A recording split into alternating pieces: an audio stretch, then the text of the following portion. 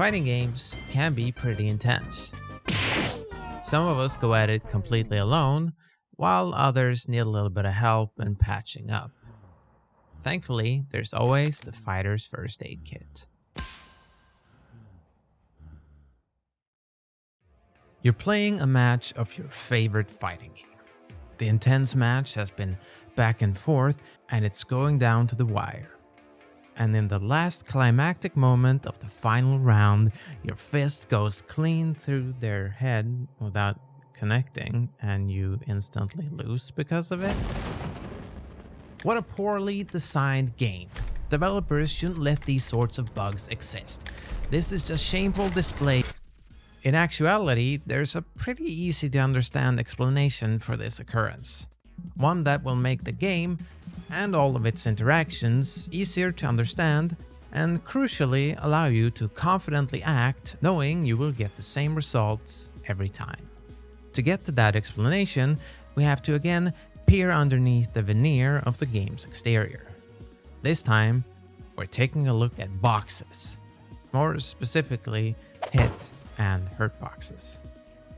Remember how we defined frame data as the recipe for your moves? Well, that was actually only half true. Frame data only explains the property of speed, how quickly a move will hit your opponent and then recover. Hit and hurt boxes fill in the rest of the details of what a move's properties are.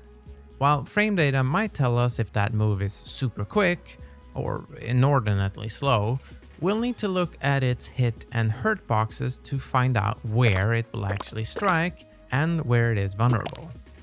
Sure, just looking at the animation might give us some idea of this, but fighting games are filled with moves that for one reason or another fail to meet the expectations set by their animations. Hitboxes are pretty easy to understand when you get a visual attached to them. If we look at this attack and check a box for hitbox, we get a visual like this. This red box represents the area in which this attack will hit. The time this red box is active coincides with the amount of active frames the move in question has. Do check out the last episode if you missed the video on frame data. Different games will represent this with different shapes.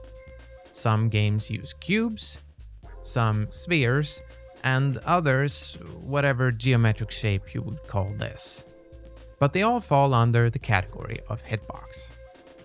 A hitbox is also often made up of more than one shape to better convey the area in which the attack hits. On top of this, it will also often expand and then contract as the animation of the move progresses. This red hitbox represents one half of the move's equation. If we put in a second check mark in the space called hurtbox, we are greeted with these blue shapes. The blue area, directly contrasting the red, corresponds with the areas our fighter is able to be hit. Unlike the red hitbox that is activated as an attack becomes able to strike, a character is pretty much always in a hittable state with active hurtboxes.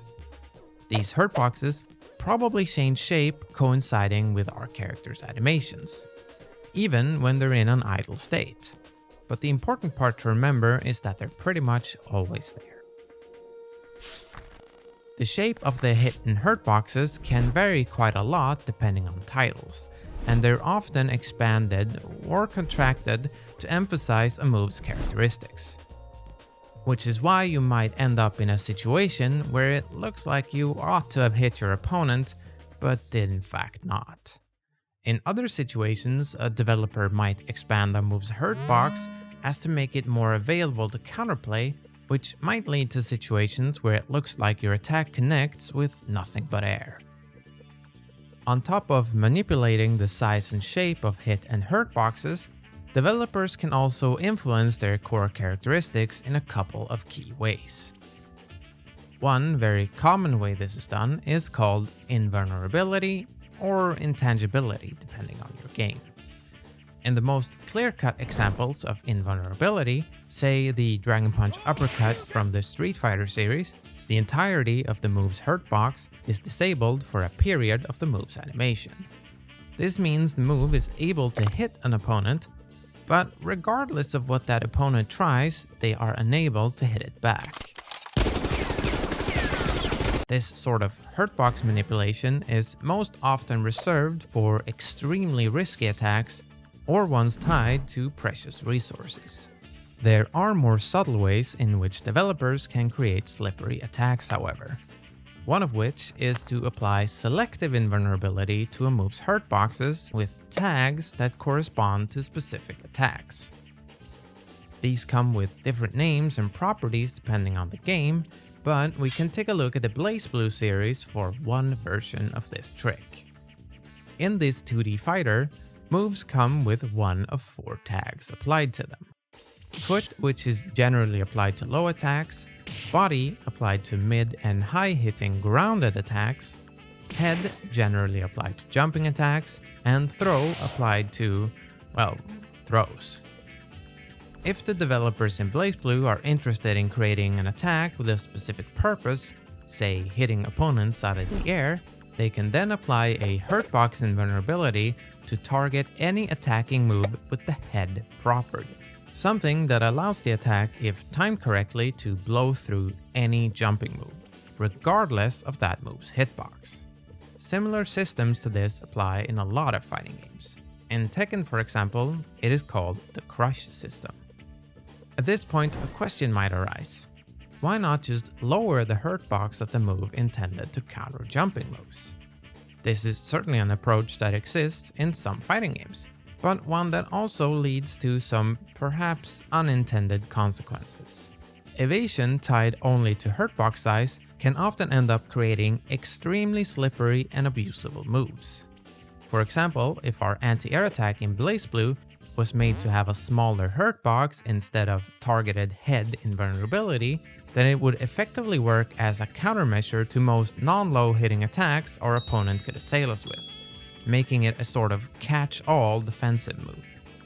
Knowing your character's hit and hurt boxes can be a great tool for understanding which moves are low risk to throw out in the neutral game. And if you play a game that uses a tag system for its evasion, knowing which of your tools correctly correspond to which tag is immensely useful.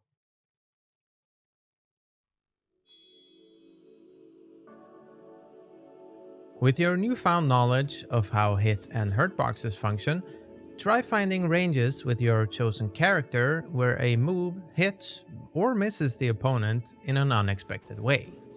Maybe this is an abusable strategy. Remember that you don't need to have a visual of your hit and hurt boxes available to try this out, but it certainly can't hurt.